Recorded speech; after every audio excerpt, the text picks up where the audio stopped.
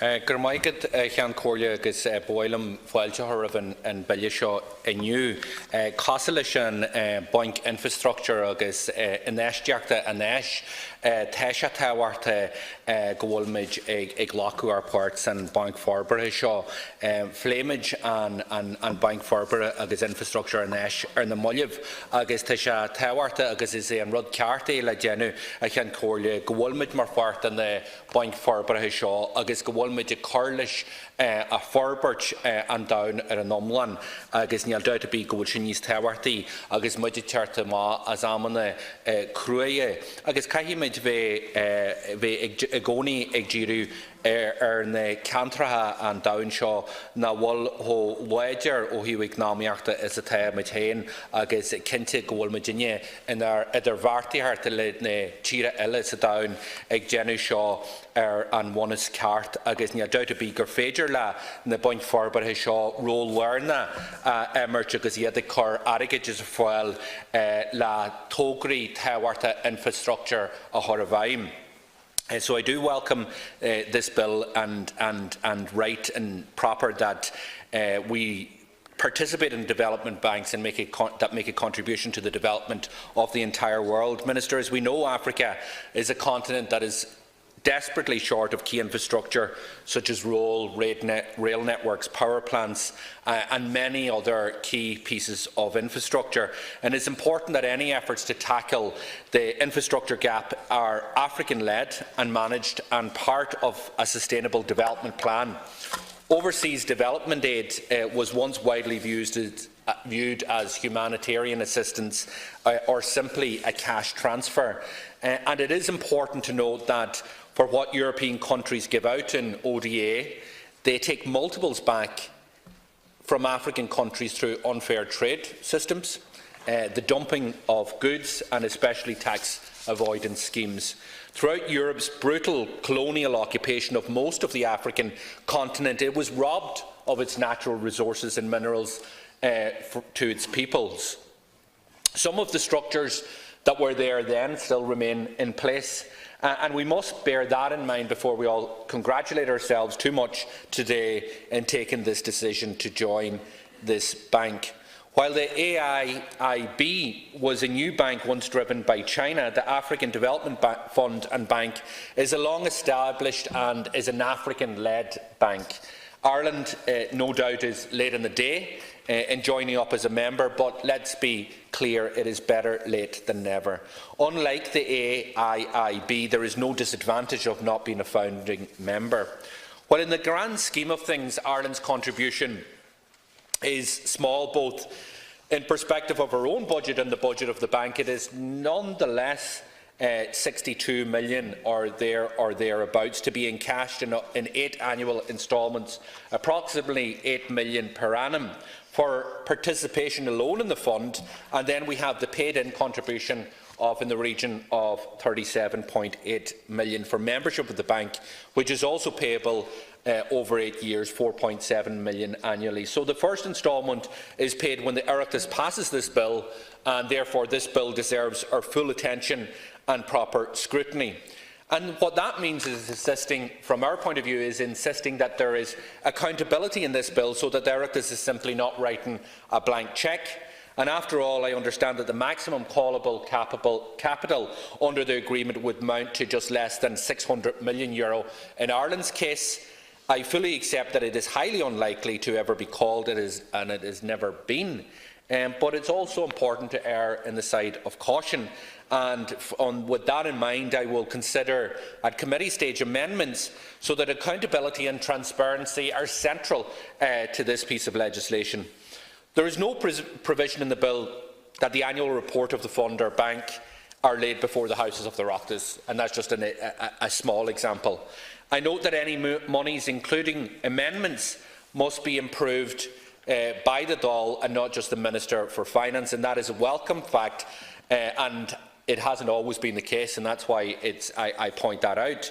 If we think back to that bill, which was called the Certain European Union and Intergovernment Obligations Act, which was originally entitled the Single Resolution Board, the Loan Facility Agreement Bill, back in 2016, Sinn Féin made the point, which was accepted through an amendment that when we sign off on these international agreements, it is not good enough to have the Dáil sign off once and then have changes to what we made without further approval, and that is not in this legislation, so that is to be welcomed. At first glance, the legislation before us seems tighter, but I will examine it and propose further amendments if necessary. The other major issue for me is how we account for the money. And this was touched on in terms of our overseas development aid. The Minister told my colleague Deputy Crowe that the OECD Development Assistance Committee have decreed that 85% of the contributions of the AIIB are eligible to be recorded as ODA. So therefore I am asking the Minister to clarify what percentage of the African Development Bank payment could be counted towards our ODA target. The monies will hopefully go towards development, but as investors, and that's what we are in relation to this bank, rather than a donor, we should not be counting the full cost as ODA. That would amount to a sort of cooking the books in order to inflate our ODA payments. And there's no doubt that we still have a journey in front of us to meet our ODA obligations. We heard from the Foreign Affairs Committee report recently when it said that for Ireland to reach its 0.7% target by 2030, the overall aid programme needs to grow from 707 million, which it currently stands, to 2.5 billion, or an increase of 150 million per annum over the period, which is a total increase of €1.8 billion up to 2030.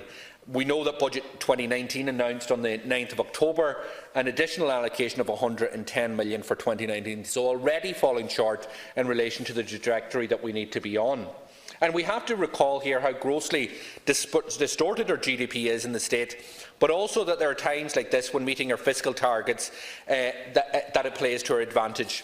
Either way, we must accept that we're a long way off reaching our overseas development aid obligations in this regard, and we need a clear trajectory and roadmap from the government in relation to how they propose to do that, which I think should be carved aside from the budgetary process to make a very clear commitment internationally that we stand with those commitments and we intend to meet them.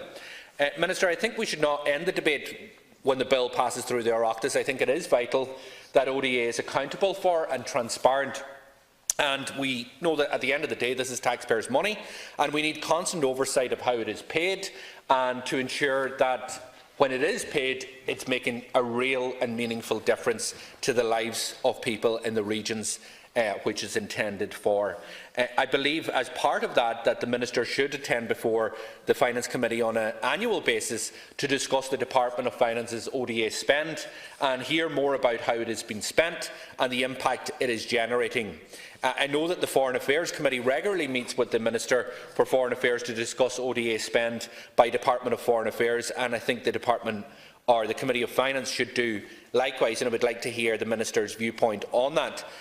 When it announced its decision to take part in this development bank, the Department of Finance in its statement told us that it was, and I quote, an opportunity to extend Ireland's reach and impact in terms of trade, in particular through enhancing opportunities for Irish companies to secure overseas contracts. And without a doubt that may be true, but I would have thought that you might have led with the fact that it will allow us to aid the development of the continent of Africa in conjunction with the people of Africa. Because there are many positives, no doubt, for trade in Irish businesses. But this is a worthwhile decision in its own right, purely based on the merits of what a development bank and fund do. And that is why I and my party am supporting first and foremost this piece of legislation before us today. I mentioned earlier, Concordia, the need for transparency and accountability, and like the AIIB, the agreement before us could be a lot stronger. In Chimpalacht, agus Cartagena, just la hampla o hort bahor gamosha nís loedre the Hewershin. The agreement could be stronger on the issues of the environment and human rights, just to give two examples. The AFDB is a financial provider to African governments, and private companies invest in regional member countries. However, I'm unaware of what structures, if any, are in place to monitor the human rights due diligence of companies who receive monies off the AFDB. We also need to guard against the hollowing out of the state. The state is a key driver in development, not companies who only care about their bottom lines in these regions.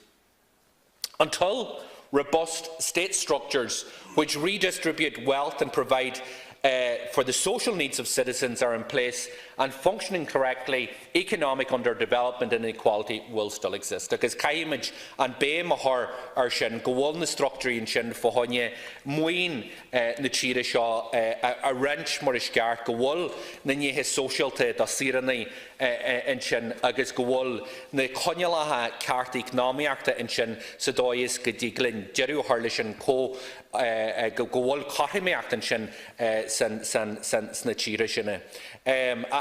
Many African countries are displaying an incredible economic growth on paper, just like here in Ireland. It doesn't reflect the reality of where the country is at, and definitely doesn't mean that the country is providing for the needs of its citizens. The infrastructural sector, including power supply, water, sanitation, transportation and communications, has traditionally received the largest share of AFDB lending.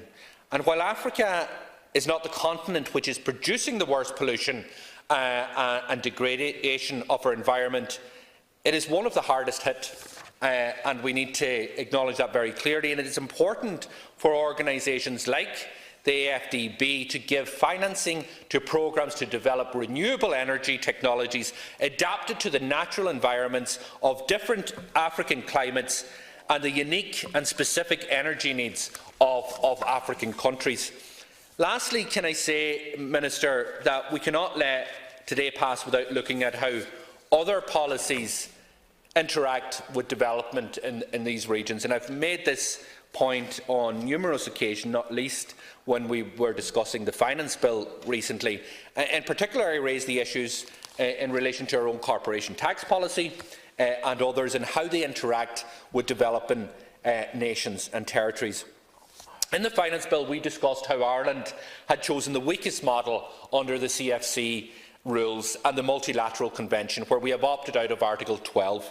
These decisions have consequences in other places, and we cannot ignore that. And to ignore that is wrong, and it comes Tragan se sala ar an méide táid genuine seo le takeí ar de hort don bank agus an fund infrastructure seo gohfuil muid corabhaim agus lacu cinnihéir an tíbhaile de impleachtaí dúilta acu ar na Reagan sin.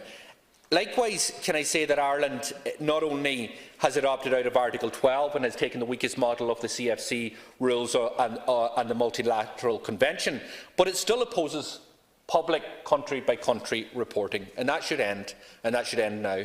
But let me conclude in saying I support the bill, and I hope that other policies match the rhetoric and the intention behind the bill that we have heard today.